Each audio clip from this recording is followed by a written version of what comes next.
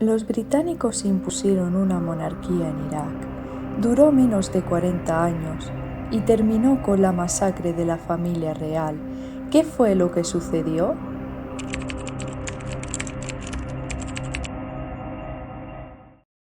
Tras la desintegración del Imperio Otomano en la Primera Guerra Mundial, Gran Bretaña obtuvo el control del territorio mesopotámico mediante un mandato de la Sociedad de Naciones.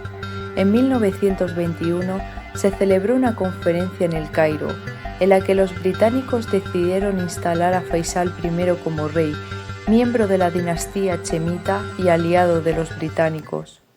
El nuevo Estado iraquí abarcaba una población muy diversa. La mayoría de los habitantes eran árabes chiíes, concentrados en el centro y sur del país, mientras que la élite gobernante tradicional provenía sobre todo de la minoría árabe suní del centro-norte. En el norte predominaban los kurdos, un grupo étnico con lengua y cultura propias. Su presencia desde hace siglos en las regiones montañosas del norte de Irak y otros países vecinos les dio una identidad nacional sólida.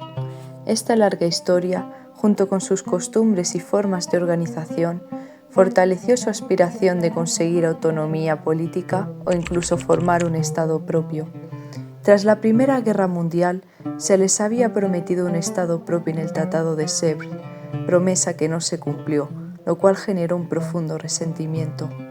Esta frustración se agravó cuando la provincia de Mosul, de mayoría kurda, fue incorporada a Irak bajo mandato británico en 1926, frustrando sus aspiraciones de autodeterminación. Además, existían importantes minorías, comunidades de cristianos asirios, poblaciones turcomanas, grupos religiosos como los yazidíes y una comunidad judía asentada sobre todo en Bagdad. Bajo el reinado de Faisal I, el gobierno iraquí se esforzó por obtener mayor autonomía. Se negoció con Londres el Tratado Anglo-Iraquí de 1930, que preparó el camino para la independencia. En dicho tratado, Gran Bretaña acordaba poner fin al mandato y reconocer a Irak como país soberano en 1932, a cambio de asegurar una estrecha alianza. Irak debía consultarle en asuntos de política exterior, permitir bases militares británicas en su territorio y brindarle apoyo en caso de guerra. En octubre de 1932, cumpliendo lo pactado, Irak ingresó en la Sociedad de Naciones como Estado independiente. Muchos nacionalistas iraquíes consideraron que aquella independencia era una farsa, pues el reino seguía supeditado a los intereses británicos. Desde finales de los años 20, habían surgido partidos y sociedades políticas de corte nacionalista, como el Partido Nacionalista y el Partido de la Hermandad Nacional, que exigían la eliminación de la influencia extranjera. En 1933, el rey Faisal I falleció, por lo que su hijo de 21 años, Gazi I, asumió el trono.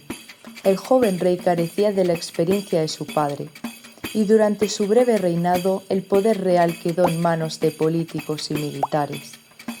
Gazi I mostró tendencias nacionalistas y simpatías panarabistas, oponiéndose a la influencia británica que encarnaban figuras como el general Nuri al-Said, antiguo primer ministro pro-británico.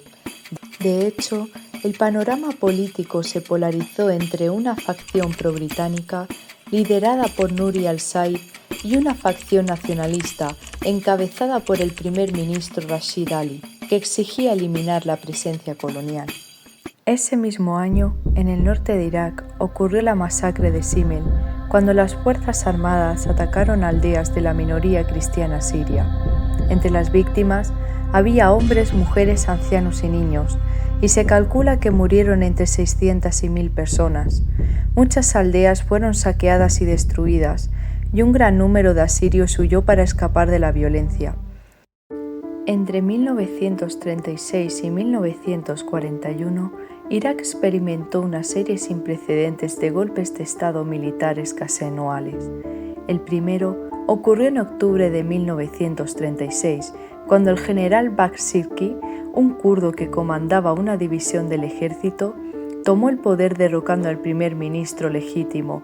Sirki Fue asesinado al año siguiente y Nuri al-Said volvió al poder en 1938 mediante otro golpe. El reinado de Ghazi I terminó en abril de 1939, cuando el joven monarca murió en un accidente automovilístico. Como el heredero era Faisal II, que tenía 4 años, el trono pasó a una regencia encabezada por el príncipe Abdalillah, tío del pequeño rey. El regente era aliado cercano de Nuri al-Said y mantuvo una línea política pro-británica. Al estallar la Segunda Guerra Mundial en septiembre de 1939, el gobierno iraquí declaró la neutralidad. Sin embargo, las rápidas victorias del Eje en 1940 entusiasmaron a muchos árabes, que las veían como un debilitamiento del poder imperial británico. En este contexto, el político nacionalista Rashid Ali volvió a ser nombrado primer ministro e intentó reducir la influencia británica en el país. Aunque inicialmente actuó dentro de la legalidad, sus contactos con agentes de la Alemania nazi para conseguir apoyo contra Gran Bretaña alarmaron al regente, quien decidió sustituirlo. En abril de 1941, oficiales del ejército conocidos como el Círculo Dorado dieron un golpe de estado devolviendo el poder a Rashid Ali.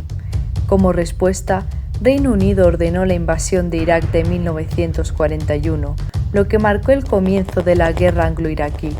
Tras varias semanas de combate, los británicos restablecieron a Abdalillah como regente y colocaron de nuevo a Nuri al-Said al frente del gobierno. Para el final de la Segunda Guerra Mundial, el reino de Irak estaba nuevamente ocupado por las fuerzas británicas, evidenciando que su independencia estaba condicionada por las potencias extranjeras. En 1953, el joven rey Faisal II fue entronizado oficialmente al alcanzar la mayoría de edad, aunque en la práctica el poder continuó en manos de su antiguo regente Abdalillah y del veterano primer ministro Nuri al-Said. Estos gobernantes se enfrentaron a una oposición interna cada vez más diversificada: nacionalistas árabes inspirados por el egipcio Nasser, panarabistas que soñaban con la unidad de las naciones árabes, comunistas y socialistas que denunciaban la injusticia social y sectores religiosos descontentos con el orden establecido. En enero de 1948 se intentó firmar un nuevo acuerdo con los británicos, el Tratado de Portsmouth, destinado a reemplazar al Tratado de 1930. La propuesta fue recibida como una continuación de la dependencia colonial, lo que desencadenó una ola de protestas masivas conocidas como al-Wathba. Miles de estudiantes, trabajadores y ciudadanos salieron a las calles de Bagdad y otras ciudades. La represión fue violenta y dejó decenas de muertos. El tratado fue finalmente cancelado y el primer ministro Salih Jabr dimitió. Este episodio marcó un punto de inflexión, consolidando el papel del emergente Partido Comunista iraquí y sentando las bases para una oposición popular más activa. Tras la crisis, Nuri al-Said regresó al poder, imponiendo mayores controles sobre la prensa, la actividad política y las libertades civiles. En 1955, el primer ministro Nuri al-Said incorporó a Irak al llamado Pacto de Bagdad, una alianza militar antisoviética que incluía Reino Unido, Turquía, Irán y Pakistán. Este alineamiento con las potencias occidentales fue muy impopular entre la población y entre los nacionalistas árabes, quienes veían el pacto como una nueva forma de subordinación colonial.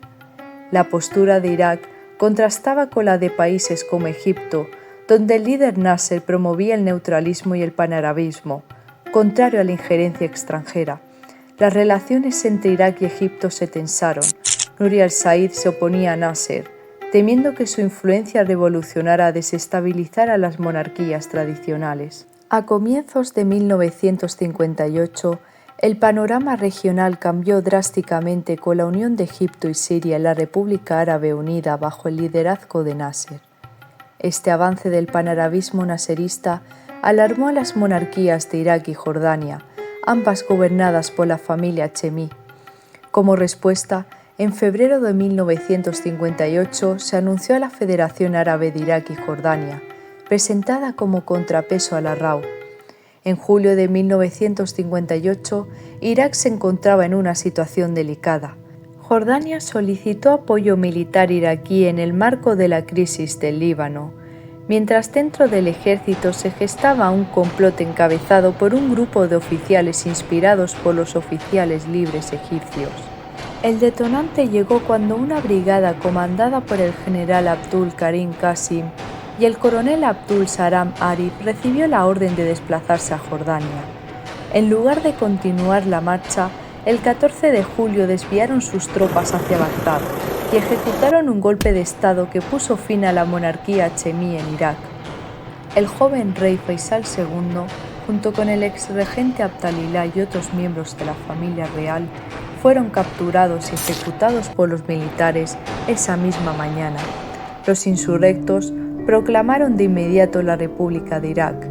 El general Abdul Karim Qasim asumió el cargo de primer ministro y pasó a liderar el nuevo régimen. Entre sus primeras decisiones, el nuevo régimen se desvinculó del Pacto de Bagdad y orientó la política exterior hacia relaciones con la Unión Soviética y los países no alineados. A nivel interno, la revolución fue celebrada por amplios sectores de la población urbana, que la vieron como el fin del dominio colonial y de la élite monárquica.